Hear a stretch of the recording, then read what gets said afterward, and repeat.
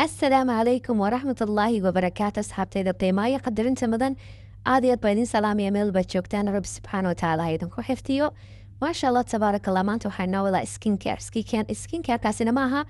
midkii la marsanayay aan naqaanay kan waa kii la cabeeyey caloosha la gelinayay dabcan markaad wax fiican abtido calooshaada wax isku dheeri tiran ay galaan dabcan skinkaagina wuu dhalaalaya wuuna qurux badnaanaya skin caafimaad leh ayaa dee kaa muuqanaya sharaabka cas waxuu ka kooban yahay batrool ama baytraaf carrot iyo tufaaxaas maasha allah tabaaraka allah haddaad cabtid muddo asbuuca isbedel ayaa jirkaa ku arki doontaa kana waa cagaarkii waa qajaar iyo lindanaan iyo koosto ama spinach iyo tufaaxi cagaarna sanjabiilla waad ku dari karta haddaad doonaysid oo carooshaadu ay qaabili karto maasha allah tabaaraka allah horaa wax loogu maamahay wejiga lagama dhaashta carooshaa laga dhaashtaa markaad carooshaada wax isku dheelin tiran gelisid hordo fiican seexatid cibaadadaad wanaagsan tahay maasha allah tabaaraka allah skinkaaga oo laga dhaashanaya waxaan rajeynaya soo tijaabin doontaan hadday laanka ila soo gaadheedna waxaan rajeynayaa inaad videoga like badan saari doontid sheer garayn doontaan asxaabta qaaliga assalaamu calaykum